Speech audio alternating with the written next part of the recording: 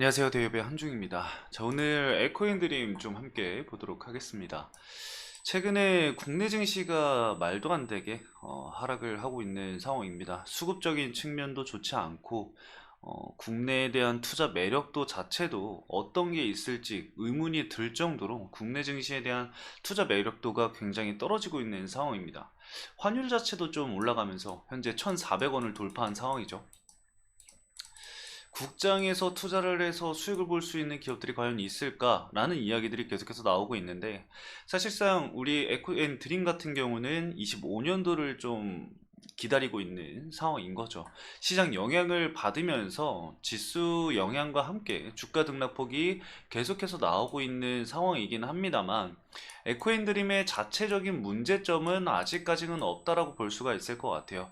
제가 여기 적어놨듯이 본 게임은 2025년도부터다 라고 좀 볼 수가 있을 것 같고, 꾸준한 공급 계약이 나오고 있는 만큼 올해 이제 흑자 전환을 진행을 할 것으로 좀 예상이 되고 있습니다. 그러면은 결국에 지금 에코인드림이 2025년도부터 왜 이렇게 주가가 좋아질지를 우리가 생각을 하고 염두를 해둬야 된다는 겁니다. 근데 물론 우리 에코인드림 주주분들께서는 이미 너무나도 잘 알고 계실 거라고 생각을 해요. 제가 과거에서부터도 좀 말씀을 드려왔었던 부분들도 있었고, 우리 투자자분들도 굉장히 많이 찾아보셨을 거기 때문에 잘 알고 계실 거라고 생각을 합니다. 그래서 오늘은 차트를 보면서 그냥 한번 좀 정리를 하는 그런 시간을 가져보면 좋을 것 같습니다. 자, 차트를 보면서 좀 말씀을 드려볼 건데요. 차트가 좀 제가 좀 지저분한 상황인데 일단은 이렇게 좀 보도록 하겠습니다. 자, 여러분들 보시면은 2024년도 초에 주가 상승이 가장 크게 나왔었던 시기가 있었습니다. 바로 이 구간이죠. 3월까지 주가 상승이 강하게 나왔었는데 해당 시기에 왜 주가 상승이 나왔을까요? 여러분들도 아시다시피 이 전구체에 대한 쇼티지, 쇼티지에 대한 매력도가 올라가게 되면서 2025년도에는 FEOC, 이 해외 우려 기업 관련해서 전구체에 대한 부분들이 공급이 금지가 되기 때문에 국내 기업들이 이 중국에서 전구체를 받아와서 썼었거든요. 90% 이상이. 근데 이제 그 부분이 막히다 보니까 IRA에 대한 보조금을 받기 위해서 국내 기업으로 이제 갈아타야 한다. 근데 그때 당시 에코인드림이 양산과 공급을 하는 국내에서 유일한 기업이었다라고 보시면 될 것 같습니다. 그게 좀 시장에 반영이 되면서 주가 상승이 좀 강하게 나왔었죠. 그래서 그 이후에 이제 지수가 이제 좋지 않고 2차 전지 흐름도 좋지 못하다 보니까, 그리고 단기간 주가 상승이 나왔던 부분도 있었기 때문에 주가가 조정이 나오게 됩니다. 이후에 이제 박스권을 좀 형성을 하면서 고가 부근들이 이제 저항을 맞고 이후에 지지를 받는 구간들이 생겨나기 시작을 하고 있어요. 그렇기 때문에 현 시점에서 지속적으로 이 박스권을 형성을 하고 있는 만큼 우리가 중요한 건 뭘까요? 이 구간에서 과연 의미 있는 상승과 의미 있는 하락이 나왔는가를 우리가 좀 구분을 할 줄 알아야 합니다. 지금 보시면은 대략적으로 박스권을 이 구간에서 지금 형성을 하고 있는 상황이죠. 오늘 에코인드림 같은 경우는 2차 전지가 좀 큰 폭으로 하락을 하고 있는 와중에도, 물론 대형주 위주의 주가 반등이 나오는 2차 전지 관련주들이 있었겠지만, 부품주라던가 이러한 다른 기업들은 굉장히 큰 폭으로 지수와 함께 하락을 했습니다. 에코인드림 같은 경우도 오늘 시초에는 좀 3%까지 좀 빠지는 모습을 보였었는데 이후에는 고가 6.8%까지 주가 상승이 나왔었습니다. 회복세가 나오면서 지금 종가 기준으로는 다시 이 상승분을 좀 반납한 모습을 보였는데, 크게 걱정할 부분은 아니라고 생각을 합니다. 단기적인 물량이라던가 이러한 부분들이 좀 차익 실현 물량 나왔다고 생각을 하고요. 조정이 나온다고 하더라도 해당 박스권 구간에서의 지지 구간은 꼭 지켜줄 수 있을 거라고 저는 생각을 합니다. 물론 지극히 제 개인적인 생각이지만 이 에코인드림 같은 경우는 공급 이슈들이 계속해서 나오고 있는 상황임에도 불구하고 주가에 크게 반영이 되지 않고 있어요. 왜? 그게 과거에 이미 주가에 반영이 된 부분이기 때문이겠죠. 이게 이제 에코인드림 같은 경우는 유미코어 쪽에 이제 계속해서 납품을 해야 되는 상황이고, 다른 부분들도 있기 때문에 이미 정해진 물량들이 나오는 거다라고 이제 시장에서 반영을 하기 때문에 그에 따른 주가 상승이 크게 나오고 있지는 않아요. 하지만 실적적인 측면에서 진짜로 이 흑자 전환이 이루어지고, 그리고 2025년도에 뭐 물론 트럼프가 당선이 되었지만 현재 IRA에 대한 부분들에 대해서 폐지를 하거나 그러한 부분들은 진행이 되기 어렵다라고 생각을 하거든요. 이제 트럼프가 4년밖에 임기가 안 돼요.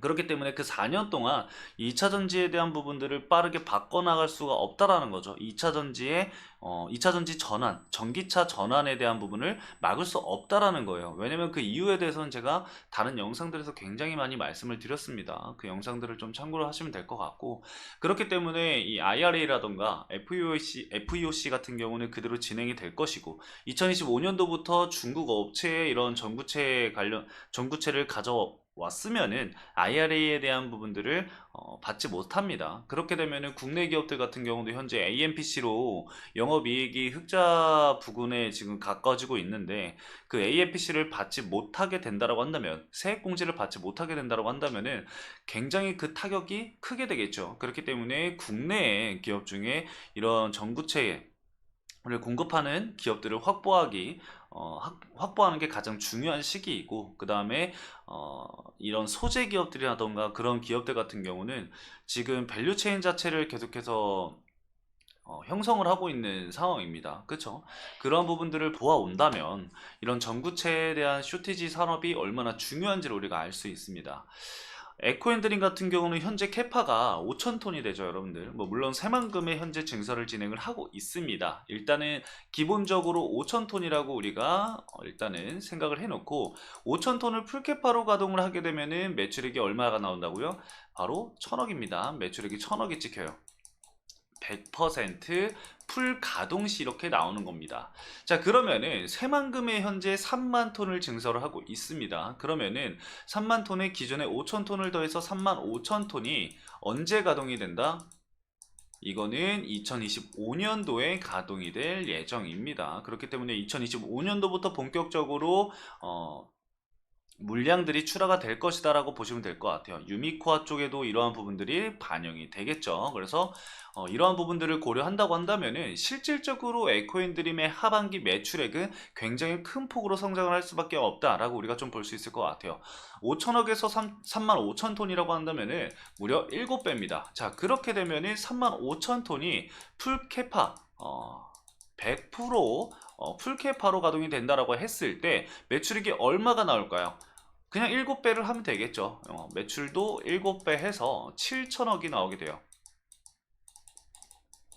자, 7천억이 나오게 되면은 기존에 있는 매출액 대비해서 7배 이상의 매출액 상승이 나오게 됩니다. 근데 뭐 물론 이렇게 숫자 놀이에서 간단하게 나오면은 너무나도 쉽겠죠. 자, 그러면 우리가 이렇게 좀 생각을 해볼 수가 있어요. 현재 5천 톤에 대비해서 매출액이 어느 정도 나오고 있나요? 현재 매출액이 500억에서 대략적으로 700억 정도로 이렇게 나오고 있는 상황입니다. 뭐 물론 2024년도에는 매출액이 좀 더 나올 수 있을 거라고 생각을 해요. 대략적으로 한 700억 언저리로 좀 나오지 않을까 생각을 하거든요.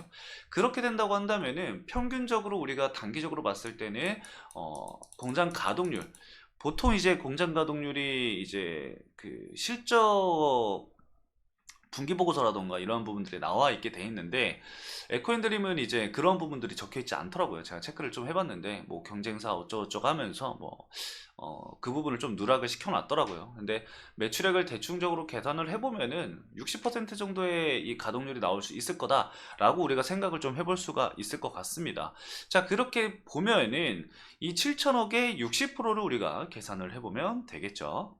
자, 그러면은 이제 2025년도에 우리가 예상을 해볼 수 있는 매출액은 이 캐파로 가동을 했을 때 매출액은 4,200억 정도로 우리가 예상을 좀 해볼 수 있을 것 같아요. 자, 근데 우리가 그걸 생각을 해야 합니다.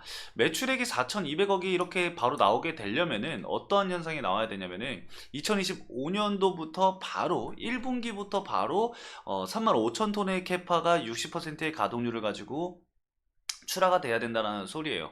하지만 그 부분은 좀 힘들 수 있겠죠. 왜냐면은 이 증설 이후에 이 전구체가 출하가 되는 부분들이 좀 일정 시간이 걸리기 때문에 4천억보다는 대략적으로 3천억 언저리로 좀 나올 수 있지 않을까 생각을 좀 해볼 수가 있을 것 같습니다. 그렇다고 치더라도 기존에 있었던 2023년도 실적을 우리가 좀 살펴보면은 매출액이 대략적으로 어느 정도 나오나요? 매출액이 작년에 이제 500억을 기록을 했습니다. 500억에 3천억이면은 6배죠. 매출 성장이 6배 정도 나올 수가 있다라는 거죠. 이러한 부분들을 우리가 감안한다고 한다면은 추가적인 분명한 이 상승 동력이라던가 이 모멘텀이라던가 이러한 부분들은 아직까지 좀 남아있다라고 좀 우리가 생각을 해볼 수가 있을 것 같고, 이러한 밸류적인 부분들을 좀 계산을 해본다고 한다면은 과거에 제가 주가 상승이 강하게 나왔을 때 그때 이제 따로 계산을 해드렸었던 부분들이 있었는데 그 영상을 좀 참고를 해 두시면 좋을 것 같습니다.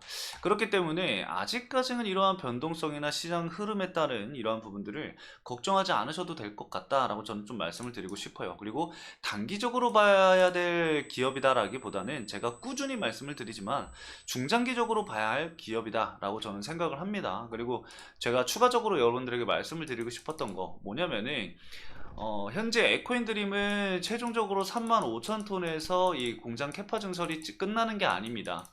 자, 어떻게 계획을 하고 있냐면은 에코인드림은 최종적으로 10만 톤, 10만 톤을 증설을 할 계획입니다. 그렇기 때문에 35,000톤에서 이제 끝나는 게 아니죠. 그러면은 10만 톤인데 이 10만 톤까지 가기 위해서는 뭐가 필요하다? 돈이 필요합니다. 근데 에코인드림은 현재 돈이 뭐다? 없어요. 없기 때문에 뭐다? 유상증자를 해야 한다. 근데 이거 제가 이 주가 상승 가격이 나오기 전 여기 보이시죠? 여기서도 제가 영상 촬영을 진행을 했을 때 유상증자를 해야 될 부분이 있다, 필요하다, 쇼티지 사업이다, 주가가 단기간 내에 강한 상승이 나올 수 있고, 그 다음에 유상증자가 나오게 된다고 한다면은 그건 악재가 아니다, 뭐다? 오히려 호재다 라고 말씀을 드렸습니다. 그 부분과 또다시 마찬가지라고 좀 보시면 될 것 같아요.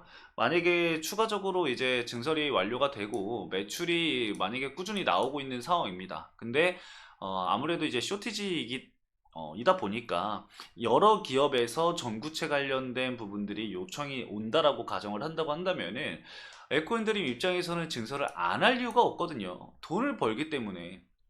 돈을 벌 수 있는 기회인데 왜 이거를 안 하겠습니까? 유상증자를 진행할 가능성이 매우 높겠죠. 근데 유상증자 같은 경우는 이런 쇼티지 산업을 진행을 한다고 한다면은 보통은 주주 배정으로 진행이 되지 않고 제3자로 될 가능성이 매우 높습니다. 그리고 요즘에는 이제 신자본증권이나 뭐 영구채 이런 쪽도 많이 나오는 게 트렌드인 것 같더라고요, 국내 증시에서. 그래서 그런 부분들도 우리가 좀 생각을 해볼 수가 있을 것 같은데, 오히려 이 에코인드림 같은 경우는 유상증자라든가 이러한 부분들이 나오게 된다고 한다면은 호재로 인식을 좀 해야 된다라고 보시는 게 좋을 것 같습니다. 그러한 부분들이 분명하게 뭐다? 시설 투자로 들어갈 거기 때문에 이 시설 투자에 대한 부분들을 확인을 한다고 한다면은 주가에 반영이 되면서 이런 기존의 이 35,000톤이 아닌 10만 톤에 대한 밸류가 시장에 반영이 될 수 있다. 이렇게 좀 보시면 될 것 같습니다. 최근 국내 증시가 좀 좋지 않습니다. 국내 증시에 대한 좋지 못한 이야기들, 그런 부분들이 계속해서 나오고 있고, 트럼프가 당선이 되면서 2차 전지라던가 다른 부분에 있어서도 좋지 못한 이야기들이 나오고 있는데 그 안에서도 분명한 이러한 보석 같은 기업들이 존재한다라고 저는 생각을 합니다.